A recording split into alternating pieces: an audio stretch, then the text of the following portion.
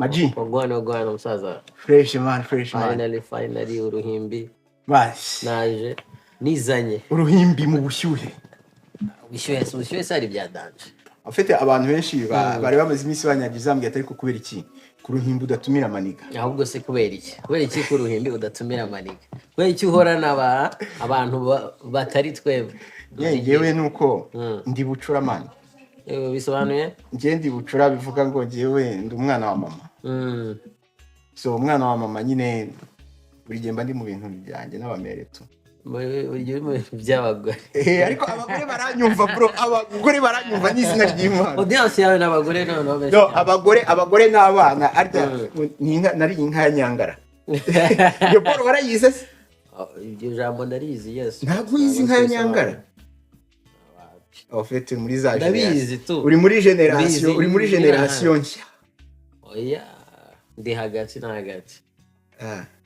No, en tout cas abantu bizi inka ya Nyangara nanjye ndimo. Swat. Byarabayobeye kubera byabaye so much. Uswat ibemeye kwihuza nibihe. Rimwe na rimwe ariko ari gihe babatunga intoki. Ariko ikibazo. D'ailleurs uyu munsi ndashaka ngo ari nacyo kiboro mbwira hano ku ruhimbi. Reka nshyire n'ingofero ku ruhande n'icare neza umbwira. Igiki se kanyigufasha fresh. Ko. Man. Abaniga nyine bizi inka ya Nyangara. Sibyo? Kandi ugasanga ugasanga n'uyu munsi ko nta bintu byo kunteranya n'abantu biri mahari. None nta bintu byo guteranya n'abantu turi kuvugisha ukuri. Okay, wese reka mbwire mu bantu mukora n'ingoma. Ubona bataba bari kuzana stories z'inka ya Nyangara bazi nk'ubu hari abaniga ndakubwiza ukuri hari abatipe benshi bari kudukurikira gutya bari kuvuga atari ko se uyu musaza noneho yasaze inka ya Nyangara ntago bari kumva ibyo ndi kuvuga kubera ko bavutse muri periode ibyo bistafu by'inka ya Nyangara bitakibaho. You know? So ariko no hari abaniga nanone tungana baba bashaka ko ibintu byose bikomeza kuba muri style y'inka ya Nyangara. Yo icyo kibazo cyo kibaho. No umva niba shaka bagutera amabuye wowe ubibaye mu mutemani. Kuvuga ibintu byo ko abantu ubona harimo icyo bita generational conflict. Yes. Abantu banze ku accepting ko ibintu byahindutse. Iki decarage cya hatari. Ngubu urugero ari umuntu uri kubona swing uri gukora podcast. Gutya turi gutera story. Nabyo bibaho nanjye byambayeho turi gukora podcast. Ukumva nakubwiye ngo yo ngo man ngo VP ngo ni fresh. Ngo nabonye ngo arabaye umunyamakuru. Man icyo kibazo cya mbere nanga. Uvuga se umunyamakuru gutegera ngo ndi umunyamakuru my guy. Nyine kubera iki ntagazi ibintu ntagazi difference ya podcast no ku munyamakuru. Podcast turaza tugacilinga hano. Yego gutya twicariye nawe turi chill akaguru nagashyize ku ntebe mu makuru man ni gutya hari direction team benshi cyane ibintu byose ni ku murongo kwa ijambo ryose uvuze no kubera ko ari ijambo ryanditse ahantu kandi turajya dukure nk'ubu hari nk'undi mutipe ni n'umuntu w'umuhanga bya hatari tunanganya imyaka tu namubwiye ko ndi kwandika igitabo ndi gukoresha ChatGPT aramwe ati maniga uri gukoresha intelligence artificielle niri kukwandikira n'iki namwe ati bro ariko hari abantu benshi uyu munsi batemera ko iyo staff kuri iyo si turimo abantu nago bemera ko ubu ngubu bavuga ngo muri buri kintu ukora ugomba ku integrating amo AI cyangwa intelligence artificielle kubera ko intelligence artificielle yongeza efficiency yongeza nyine yoroshya akazi ikindi kagakora neza kuturusha rimwe na rimwe kubera ko nazo kugira abakore ari ama application cyangwa ari ama site yabiriye n'abantu bafite ubwenge babizanye nabi. Ubu iyi generation ntoya cyane imeze gute yo kadiri owe iyi generation ntoya cyane en fait il est très connecté. Ouais. Il est très connecté ku buryo ari na generation yanyu ntago babumva ari na generation yacu ntago batwumva ofe kugira ngo iriya generation iri kuvuka uyu munsi izabashe kumvikana n'izi generation zindi utagewe bro ni intambara ntago twajya muri detail ku bintu byose reka twifokalize nko ku muziki kuko aba ari nawo urimo. narigize nanjye kukubwira ati aka kanya umutwe wanjye utangiye kunanirwa ariko ubwo uvuze music bro ubwo nyine ubwo memo ngewe no kwicecekera ugira ibyo uvuga. Memo hari n'abakapo batakuzi Imana, hari n'abakapo batakuzi ubanza ubibwiraho gato bibateremo. ubwo ndabibwira gute Ewa na wabatamo imirongo wababwira aho bajya kugushakira ufite ubabwira ibyo ari byo ariko tuze kuba focused kw'icyo kiboro. Ubu rero ahasigaye nahawe batemu. Ngiye banyita BOURCHAGA ku batanzi n'abanzi. Yeah, it's a big bad thing, you know. BOURCHAGA. Yeah, let's go. Yitwa BOURCHAGA, amazina y'ababyeyi BOURCHAGA Yannick. Umukunzi w'umuziki ntabwo nyine yita umuhanzi maybe Umukoresha w'ikoro. Umukunzi w'umuziki. Si byose bundi no mu podcaster. Anyway, twatangiranye akazi man. Si no arega maze gutera iyi story tutarajya kure ibindi ntiwibagirwe ibintu twaturi kuvuga. Hari abantu benshi basigaye bambwira ngo swing ngo yasigaye ngo yaragutwaye abantu. Akira gute se ntwaye abantu nta competition ntwaye abantu ngo we ngari mu kazi. Yes ari mu kazi man, si byiza se sisa rero basigiye bagwambaga kubwira ati namika mukuru himbitse tutera story nta bintu nta kibazo kirimo. Nibyo nakubwiye nyine umukunzi ariko n'umukunzi umukino umukunzi wa showbiz and entertainment muri rusange. So any time muri kubikora kuri ngiye biri gukorwa igihe uri gukora akazi kanje kari gukorwa kubera banabyumve neza. Uruhimbi na BIGTING ni staff ni ufite nabavandimwe ni nkuko numupeta umwe wagiye kwiga London undi aza kwiga Paris. Umwe none akaba arwaye yiryamiye mu buriri gato nta nimirwari oya nuko yenda yagiye ari kurya amasomo London none ari kurya ibifaranga London none abantu bicaye i Paris bakavuga ngo ntago turi kubona BIGTING. Muzahaguruke mugende London muzasanga ibikorwa birimo biraba. Sibyo gusa man and also the proud man komeza ushyire mu kime man abizi consistency nicyo kintu cyakirenze. Si ahubwo Imana igenda kuyobya cyane. No ariko ni nabyo byizerega. Muri iyi minsi hari ikintu ndi kubona kuri internet cyane yo mu Rwanda cyane Instagram na Twitter. Hari umujama witwa n'amakuru man nzabura yagiye muri show bamubaza ari bibaro berekana ngo umuhanzi ukajya uvuga ibintu muzi cyangwa umustar bamwereka Tom Close aravuga ngo niwe scam yabayeho mu muziki. Abantu bamutera amabuye ayo mabuye arayakwiriye. That's the first question. Bantu subiza icyo ngicyo ntari bro ushaka se ukuri nyakuri cyangwa ushaka ukuri gushimisha abantu? Ntabwo nshaka kwishima yewe mfite nshaka ukuri kwa nyako. Bon ngereka mubwire Tom nk'umuntu first of all genda banza uvuge Tom nk'umuntu mbere kuvuga Tom nk'umuhanzi. Man Tom nk'umuntu ni umunyabigwi. Umuntu umunyabigwi mu biki? No Tom ni umunyabigwi nukuvuga ngo muri periode batangiye umuziki. Deja kwinjira gukomeza staff yararimo kugira ngo ube docteur niki uje ubona n'igihe cyo kuza gukora umuziki ubashe no gukora ama promotion ufite n'umuntu wafashe ubuzima buri serious. Ifo kumva ko abanyarwanda dutekereza ko abanyamuziki ari abantu bari unserious. We yabashe kuvanga bwa buzima buri serious by'iwacu bya kinyarwanda abufatanya n'ubutari serious kandi byombi arabireisisa. Yego umva icyo ni icyambere. Icya kabiri Tom mu gihe yaje mu muziki abari bariho ni bande ni ba Makanyaga n'abandi generation nk'izaba Makanyaga.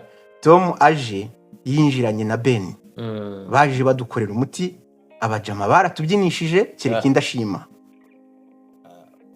Maybe ku bantu bakunda bahogoza ndabizi wowe uroko afite ntabwo nabiyakanye ndi gushaka kwanza numva point yawe. So icya gatatu ari nacyo cyateza beef mu bantu. Jewe nk'umuntu ukunda kumva umuziki hari indirimbo za Tom numvaga nkumva ari gusa n'urimo arahatiriza mukunda ariko hari izindi yaririmbaga man nkumva amatwi yanjye aranogewe. So bivuga ngo hari Tom nk'urugero ntago namugereranya na Ismail Mbonyi. Israel Mbonyi sibyo I'm sorry umusa sibyo urabona Israel abantu no bintu koze upaje umuntu yitwa Israel mugira Ismael nuko nanjye nitwa Musa upaje Palestina na Israel wallahi ariko urabona nka Mbonyi sibyo Mbonyi iyo ari muri gospel akora ikintu cyitwa gospel uramutse ugize doubt waba ufite ikibazo ngewe rwose oya ku kintu tuzi cyitwa oya kereka inda ibintu Mbonyi akora bro sinabasha kubijudginga sibyo none tubigaruye mu iriya topic twari turimo ntago Tom ubu en fait l'authenticité y'umuziki we ntago nayigereranya n'iya Mbonyi muri gospel ariko mu gihe yakoraga akazi yaragakuze rwose. Okay, it's good. Sinzi niba bisa n'ibyawe. No, ndashaka kumva point yawe. Mperezi yawe nawe numve. Man. Tom ndibuka ndumupeti naramufanaga. Mama, I want kumureba. Indirimbo nakundaga. Ugenda mw'ishyamba utazi. Indirimbo niye na Ben no. No, bishoboke. Usinari inkozi. Wewe sinari inkozi. Ariko nkuko uramuniga yabivuze sinzi nawe narwo narebye ikiganiro official yabivuzeho gusa nabonye akantu kagace nyine gatoya kwa kundi badukata tu nika yes Tom yakoze ibintu byiza ntabwo namwita legend never je ntabwo namwita legend umuziki mu byo navugaga never ntabwo namwita legend kubera iki sometimes dusigaye duhereza abantu title yo kwita umuntu ngo legend me tarigeze aba legend koko se nta baniguzi tugendana cyamugendana bigitango na aba legend w'umuziki ariko yaririmbye mama we na papa wiwe na tante we bakamubwira ngo ararenza agahita yita legend cyane hano aboro barahari benshi byatari bazi umuniga ugasanga ntago yajya gushaka akazi ngo ni legend ngo yabaye umuhanzi and still trying to push ari nacyo nkeka na Tom kujya yabisaga yose byagenze ibintu yari yajemeje ubundi ngagiye gukora ibitaramo ngo byo gukora ibikini nyine ukabona aracishaka kuza muri ya competition iri mu bungu ba Medi nako ba Melody ba Ben ba Chris Easy ashaka nyine tumwite legend aba legend twagira tuvuge Makanyaga is a legend en fait hari ikibazo tugira legend tubikonfonda n'inararibonye kandi kuba inararibonye ntibyemeza ko uburi legend Tom ni wa kera Tom ni wahozeho Tom yatangiye imbere yanyu turabimwubahira ariko Tom ntabwo ari legend never nk'ubu ufashe nka slowly ya Medi iriya ngoma iri big nawe uraririmba indirimbo no mu Gitega ntigereyo mu Gitega ni mu Burundi man je turabizeho man nuko nacatse tunyura ko ga topic vuba twiruka ubundi urabizi twajana twije kwiganirira kuri ibyo bintu by'ama generation adahura ugasanga rimwe na rimwe bamwe bari no gupfa ubusa nk'urugero hari papa dukunda kuganira papa wo muri restaurant yitwa P byatari abamuzi baramuzi saza ku mutima ari ukuntu turi kwiganira ku bintu by'imiziki most of the times ko niyo subject y'interest cyane cyo nyinshi uzasanga ni kwiganira ku bintu ngibyo haba music as a business cyangwa music as art ko ni ibintu bitandukanye buri gihe akambwira bari ukuntu akunda art cyane kubera nyine ibyo bintu kubera we izo generations zitandukanye we akunda art kuko azi umuziki nta muntu utunze umuziki nta mafaranga utwara umuziki oya kuvuga nta mafaranga utwara I mean umuhanzi ahaza umuntu akamubwira man ni moi je sais filmer nagufilma ndamubwira ati ndagufata amajwi umuhanzi nyine nawe agakora indirimbo adateze gukura amafaranga nta kintu ategerejemo na kimwe akanyeza nk'umuhanzi nkamubwira manike umpaye umuhanzi yes aririmbye neza simbi nako ntabwo aririmbye neza 100% kuko nye ndumva ibintu ntabwo bijyanye n'igihe turimo ikindi hari igiceri cya 0 byakwinjiriza mu mufuka tukabifata ariko nyine after ukiza we are understanding hari abantu bari different hari uwe muri we mu mutwe nibazi ngo ibintu nibazi ngo hip hop yagendaga ngo pam pam pam nigenda ngo papa ntagarayemera ntago arayemera aho niba yarazi ngo R&B nako kuri umuntu hogoza yakubitaga kakamara amasegonda 30 ari kuvuga ari kumvikanisha ko afite vocals ubu ngubu haje afrobeats man umuntu araririmba with a voice irimbi kuri yanjye urumva voice yanjye nubwo yaririmba ese ntibuka memu nawe utangira umuziki ukuntu abantu bangaga abantu bakoresha autotune se uyu munsi abantu bose muri studio nibasigaye bagacishamo iyo ugize imana isha autotune ibereye ijwi ryawe ku buryo noneho ibasinya ibasinya abantu bakajya ahubwo bajya muri studio ugasanga abapeti bagufana bari muri studio bari gushaka autotune ngo bagire ijwi nk'iyawe no ako gastafu naje umva abantu bari gukurikira ikiganiro cyacu umunsi bashaka amazi menshi yo kunywa kuko turabasaza nkubwo naje usituma ntekereza kandi gastafu ndibuka ndibugaruke kuri staff wari uvuze nyine nkuko pi yumva ibintu cyane undi muntu meze nkawe bitumye ntekereza ku muji nawe uheruka gutuma tugira deba n'abantu twari kumwe umutipe ni umutipe ukunda umuziki bya hatari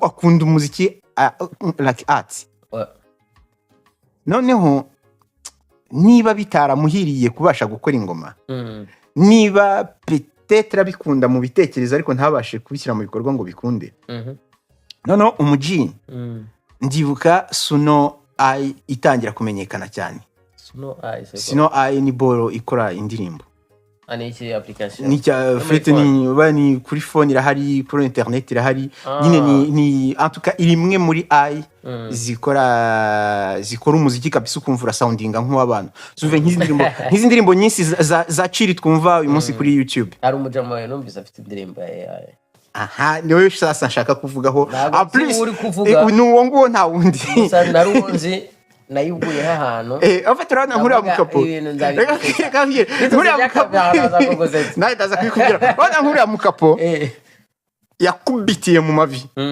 nta n'umuntu erasuma ndishimye d'ailleurs ko nawe warabidekuviye ko abatipe benshi bazi ko ari ingoma yiwe ariko no ahantu yandangije yamaze gukora ingoma ashaka n'umutipe tuziranya ajya kumushutinga hano no turi kumwe n'ura mutipe ari kumushutinga afite na video man yakoze clip no umutipe nako akunda gukora video kukigoye nyine kurya uri gukora clip yaranageragezaga kuririmba ntibigwemo ko amaze kugira ingoma ebyiri no twahuye no mutipe wamukora ingoma arambwira ati no bro afite ingoma irenze yasohoye arambwira ati bro yadutanze ahazaza nyine ufite ari ahantu ndashaka kuvuga ko uriya mutipe afite ukureba kure afite ukureba kure gusa yenda nuko yadutayemo akatubeshya yatubeshye ko yakoresheje umunwa we burya agomba kuba proud yari no kutwemeza akatubwira ati bro navumbuye ikintu kirenze sibyo navumbuye ikintu kirenze ariko byo nk'ubu ngubu yaratubeshye ariko ikinyoma yatubeshye ni ejo hazaza mbese muri make yaduhaye information tutaragera urwego rwo kwakira ari muri future muri Amerika ahubwo no ikibazo nakwibaza ese koko yakoze ibintu bibi cyangwa ararenze yakoze ibintu bibi kuko yabeshya abantu man misinformation ni ikintu cyadanje kuko akanya mfite kuza nkamubwira ati kuri bijo yanjye nyeya kuko AI I mean tukoze nka show nkeneye ka performing sinyeka kakanya nawe mfite budget ramuhereza instructions ramuhereza iriya AI isi aho ngaho yarakemutse kubera ko kandi ndabiza akazi ntago yakanga avuga ati manega indagwamo yewe ubwo ndabica kamera nako mikro bazishyiraho paf akahita zimena urumva ariko ntabwo yakoze ikintu kibi kuba yarafashe initiative yo kudekuvura ibintu bishyashya bizaza byari byiza ikibazo nyine gufata credit itari yawe burya ni ibintu bibi sometimes impamvu nzanye nka example y'uriya mujama no kugira ngo bitworohereze kwinjira mu topic twarimo nuvuga ngo harimo nk'abapeti uyu munsi bari kwinjira mu ngoma hari abapeti batoya ndabazi nabo meme bari guhitinga abastari barenze bo bafata nk'iriya suno ngewe niyo nzi cyane niyo nabashije ku experiment kugira ngo wasuno ku munsi wemerewe gukora indirimbo 5 ku buntu. Man, uranyereka nanjye kabisa abafana barankumbuye. Ushaka kubatabona na mari narapira manu none itangiye no kugitamo ikinyarwanda mo kidogo. None ndarapa mu gishino. Kira kitira guhereza. I been in China. Wa shinene hale. No ikiza ufite arabapeti gutya bagenda bakabwira suno bakayihereza release bazi kwandika. Ariko noneho badafite melody. Noneho bori kabahereza. Barangiza bakajya muri cyo. Bakabwira producer agamubwira ati no ndashaka ko unkorera bori imeze nk'iyi. Noneho peti yarangiza akajya kuri mic akabisubiramo ku buryo nejo umuhamagaye aragukoma akaguhereza ikintu kumva kandi nubwo urumva icyo gihe naga bagifite yakarita ari urumva niyo wajya kuri mikoro hari utari nakora neza nkayo me ibintu nawe sa pass yaguhereza idea ari nako tubikoresha mu mashuri none twiga turi mu bihe bishya kandi kuba ngiyewe ndimo ndarenga ibihe si ikosa ryanjye ahubwo devoir yanjye no kwiyadapta ku bihe ntiyadapta ku bihe nzasigara cyane so ahubwo se noneho owe aya manigo ubona muri hudu ari bundi nkino muri diaspora bura muri nk'abahanzi nk'abangaye nge nago ndi umuhanzi mana abakunda ari umukunzi w'umuziki abandi nabahanzi hari abahanzi nziwe menye ndi umukunzi w'umuziki mbese abahanzi ubona koko nabo iyo titre y'ubuhanzi bayimerita abayiyita none sinayibimira iki mu gihe bayiyita nayibaha mais après ibihangano byabo ntacyo mbona kirimo abeta ko kantu niko twiminyeho kuba ari abahanzi barahari mana hano hari abashoboye hari n'abadashoboye ntabwo njya mbeshya mana hari abahari b'abahanzi mudashoboye hari n'abahanzi kuko babikwiriye kuko hari nkuko twaje tuvuga updating hari abantu basigaye kera cyane kandi burya imiziki cyane n'igihe ejo bundi Lil Wayne yasohoye album abantu benshi ntabwo bumvise ari ntabwo ari Lil Wayne ni kubera basi kubera ari Lil Wayne twayihaye no mwanya normal mob na album nyine ni nkuko ako hari abantu nyine bo mu mitwe yabo ntabwo ari Lil Wayne ntabwo ari swing basi he's under there but kuba yakoze umuziki baracyakora gikora umuziki twitaga umuziki ngo kurya ibyana ushatse gucreate beforehand you still do that kind of music muri ufite imyaka 40 man kubera icyo uri gukora ibyo bintu kuri iyo myaka ntabwo imiziki yagakoze ibyo ngibyo man ndetse nubwo wagakoze ibyo ngibyo kuri iyo myaka wagakoze icyo wajya guhinga ibijumba se wajya gutwara taxi cyangwa gatwaye ibijumba Adele yagize success afite imyaka ingahe yakoraga ibintu azimana ashoboye Adele nuko yarazi ko ashoboye man nta talent ufite bro hari imyaka sizagera tukumva ibintu bibi abantu batazi kuririmba tukayibumva gukora ko imyaka ngo yabaye myinshi mbese abo bakipe ntago success y'umuziki igendera ku myaka ufite igendera kuri talent yawe Adele yarafite talent yarabuze exposure uri kuvuga ikibazo si imyaka bafite ni talent yabo bo nuko babuze talent imyaka wenda urumva umujene nkanjye nubwo nanjye ntakibyemerewe gukora bullshit zo guta umwanya tunabikora aka kanya basi ufite imyaka nk'itatu natamo umwanya ntaribi nkumva ko umutwe ni kuvuga ati anytime nakihataba bakudata umwanya nkata n'umutwe umutwe ni mu gihe ntiufite umwanya wo nawe utanaribi nzihataba me mu gihe umutwe urumva imyaka umutwe ukawujugunya nunawutoragure ugakomeza uhatiriza ari nk'umutama duheruka hari umukapo duheruka kuganira ari kumbwira ufite rero kuvuga ku kibazo nk'icyo ngicyo ampa urugero rwa Louis de Finesse ariko Louis de Finesse yaragerageje ari mu byo bita jeune premier biranga ntiyabasha kugafata arazamuka mu ma 20 agera mu ma 30 agera mu ma 40 ariko arakomeza tu mais ageze muri 50 nibwo yabashije kubona role ya mbere imenyekana ubwo à partir de là ahita ko acrée izina kwa uyu munsi Louis de Finesse muri Comédie ni Légende.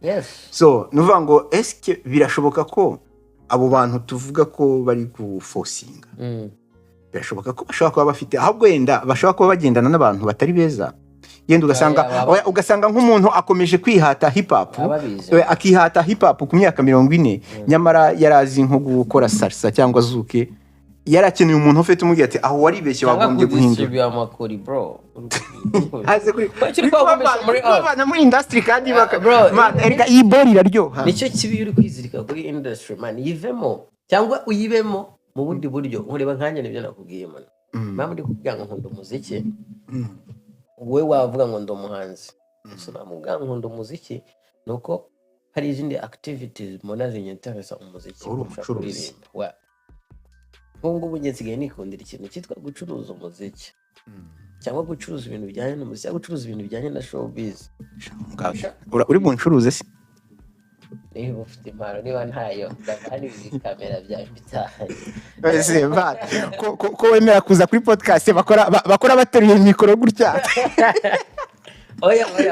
oya man blaga pa kweri ni issue ikomeye inatuma urumva the more abantu nk'abo ngabo banagumye muri industry baba no kuzibira inzira n'abafite talent right now dufite abapeti nka 3-4 bafite talent izo mbaraga abo bantu batakaza naho mbona bakora ama video ari sharp byatari ukabona video umuntu yakoze ukavuga ati amafaranga wayahereza umujene akakora ibintu bizima kurushaho mani umuziki rega kubamo nago sone kujya kuririmba no urumva music man kuyikunda twese turayikunda gusa we don't force kuba abahanzi wabikindi ikintu kiri hafi y'umuhanzi umuziki wawumva washaka najya uziririmbira muri harya ngo ni ngo inuno AI itwa application ya Suno ariko hari n'izindi nyinshi zimo zirasohoka tu oya ariko ukareka man hari inzira z'abandi bapeti uri kuzibira reba nk'urugero baravuga ati okay umuhanzi n'uyu araza kuririmba muri iki gihugu bantu nakubwiye baririmba nabi ku isi kubera imyaka n'iki wasanga banafite connections ababitegura n'aba bro babo usanga umupeti wari ukwiriye guhabwa platform akaza kuririmba aho ngaho kugira l'audience imubone imusupporting atera imbere umwanya bagahita uhereza umuntu uririmba nka Shaga icyo gihe yabaye ikibazo gikomeye ngira ngo iyo ibyo bintu uri kuvuga reka precise tuvuge ko turi kuvuga kuri community yacu ku bahanzi bo muri community yacu cyane abajibanzi nge ni bunzi uririmba nawe bimenye ko kuko reka ngiye abahanzi bo muri community yacu ikibazo dufite ni mu bahanzi ariko ni no mu zindi domaine zose sinye navuze art ni muri domaine zose reka ngwite itende ngo Burundi rugero byoroshye nkigera nkiza muri Europe nagiye mu kwano bari bangaje umu cameraman gufata amafoto y'ubukwe tu songeye I want naga camera umutonto ari wakanije mu Apple Power umuntu ari wakambaye gusa umuntu ari wambaye camera ati fatira udufoto urabizi ugushora abantu bigirana ameze gutyo cyane abantu bo mu bakapo muri Afrika bagira guco kera umwana yajyaga mu bukwe afite akapare arafata udufoto twe kubera phone zitarabandi kuri phone cyane muri gatugezeyo kubera ukuntu yari umuswa koko yabonye amafoto ndi gufata ambwira ngo use ku mutwe dufoto bishyuye kandi ari buri mu kazi urumva nk'iki avuga avugishije ukora akavuga ati kandi ubukwe butaha ndabizi ni neza ko nabwo bamupropoje contrat akayemera kuko n'ubwo ndacyamubona mu bukwe ari gufata ubukwe kandi ashobora kuvuga ati ibintu ntabwo nkibikora wa mujene nabonye ahubwo pourquoi pas commerce platform dina navuga ati okay mfite ibi bikoresho ujye uzufata amashusho akagenda akadealinga muranyishira 5,000 gufata amashusho kamenya ati uyu muhungu ndamuha 2 nsigane 3 tweke ibikoresho n'ibyanyu. Ikibazo dufite twebwe muri community yacu by'icyo nabonye muri art cyane cyane ariko maybe no mu bindi ni ukuvuga ngo ntabwo umuntu aza kuba cameraman kubera yumva afite talent. Ntabwo umuntu aza gukora podcast kubera yumva afite talent. Ntabwo umuntu aba umuhanzi kubera yumva afite talent. Ahubwo aravuga ati ngiye kuba umuhanzi kuko biriya bintu bya bindi twigeze tuvuga nimba umuhanzi bakanyita umurapper ndarya ibyana. Ndajya njya ahantu bantambutse kuri VIP. Ngiye n'amafaranga nakwiriye. Noneho we akibeshya ko ari umuhanzi. Ariko inside of him arabizi ko ari kwibeshya. Noneho niyo muhuye uri umupeti ufite iyo talent arakwikaraza kuko uramutse ugize visibility nta wongera kumuhamagara uriye. Akora ibishoboka byose. So ugasanga rero niyo difference ihari no mu zindi community benda tuvuge nk'izi community zina hangaha turi. Niyo mpamvu uzajya gusanga ugasanga ushaka nko gusanga par exemple nk'umuntu wakoze nka Vagram wakoze za Sony Music cyangwa se nizi mezo aya maraberi hafi ya yose tuzi. Ushaka gusanga ari umutipe wavutse akunda umuziki ariko agatekereza akavuga ati no ntabwo mfite impano yo kuririmba.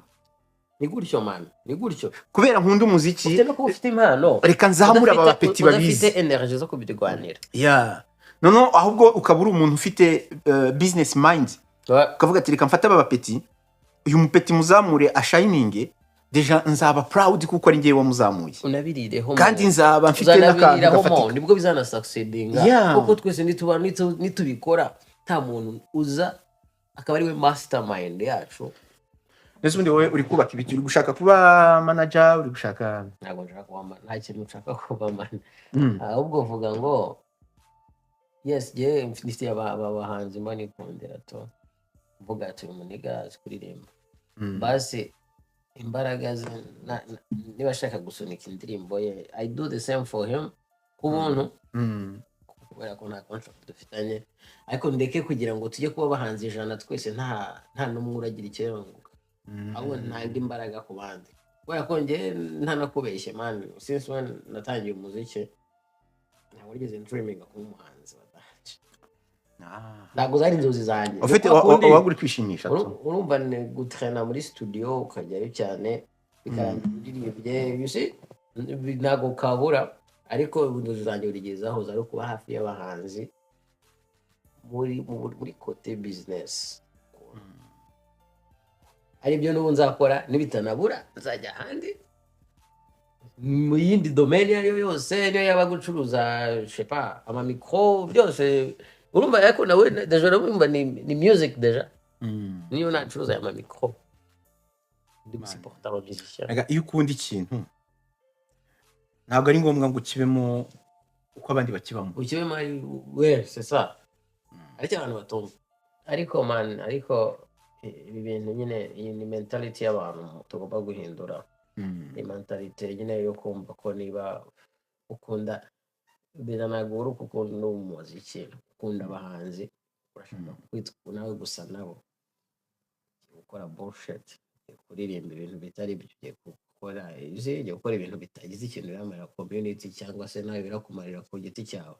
You see don't feel like ushaka umuhanzi ahubwo niba wakunda fasha umuhanzi niba uri kumva koko ufite ubwo bushobozi kuko bitwara amafaranga menshi man usanga umuntu ajya gukora video ya seka abizi ko nta kintu kiravamo hari umupeti uri kubona afite talent ko nyuma uzabona fruits z'ibyo bintu wakoze niba ari bari muzajya mugendana niba hari abantu bakunda kugendana n'abahanzi nabo they exist umuntu ukunda kuba agakapu k'abahanzi udukapu tw'abahanzi nta kundi tu ndabihanganisha kuko nabo sibo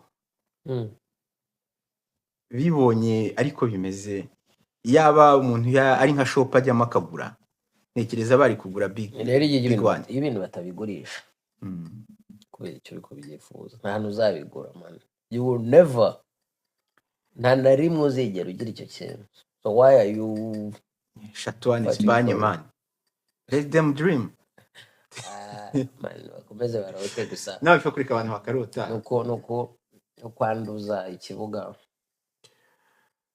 no gutesha umwanya abantu bro. Gusa ikibabaje nuko bica akazi kabo bakica n'akabandi akabo bica akazi kuri ba nyirakazi ababugenewe true.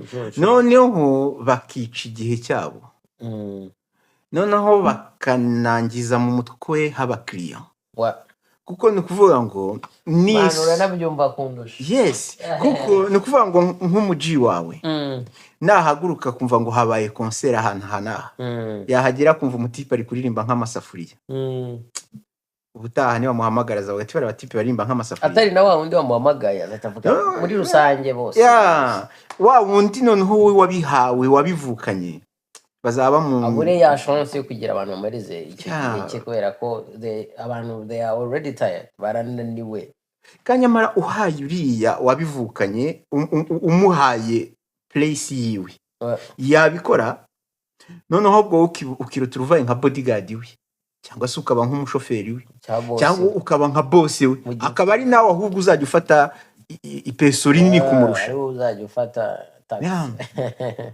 no ariko kubera twese dushaka kunyura kuri stage dushaka kuba ari twebwe tujya izina ryacu rijya kuri pochette gasanga ibintu twabyangije ntacyo bimaze ni mentality y'ubufu y'ubugoryi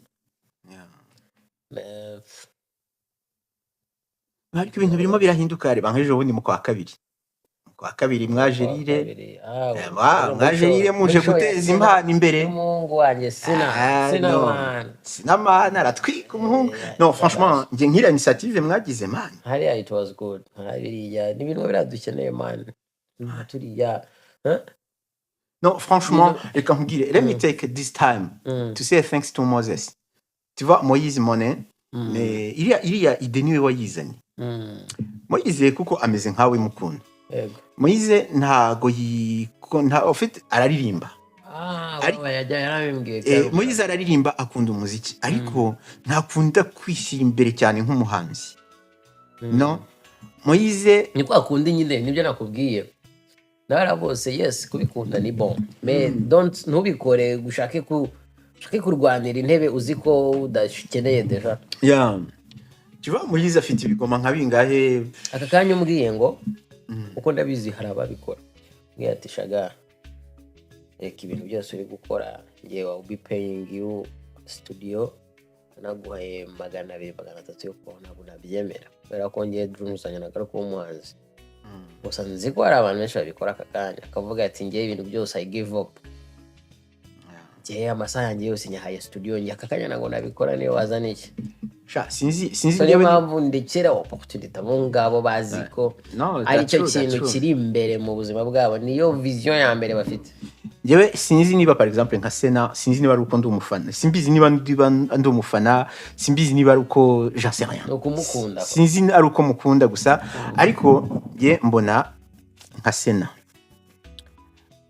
habayeho nk'agashyira hamwe k'abaji bavuga ati peti yangu tujye gufata umwaka w'amezi 12 mu gitondo kuva mu gitondo kugera nimugoroba urajya winjira muri cyo turajya tugushakira kanote k'igihumbi kukubaho buri kwezi geto yawe tuyishyure style zawe tuzirangize wowe job yawe no kudutamo gusa no gukora music mu mezi 12 ndahamya ko ari nk'abantu 10 bishyize hamwe bakavuga ati turagufashe wowe tukugize igishoro bari abatipi 10 ubuzima bwabo à partir de 12e mois bwaba buhindutse batangira kujya bagenda mu jet privé nta wasubira kujya gusunika ingorofani muri Delize non c'est vrai so no nkavuga ati kubera iki tutagira business mind zimeze nk'uko nguko gusa it will take time kandi bizakunda nitubone nagenda baboneka abantu nk'aba baba open akabivugaho bakavugisha ukuri cyane kuvugisha ukuri wa open nibi bintu tubikunze we have to fight for it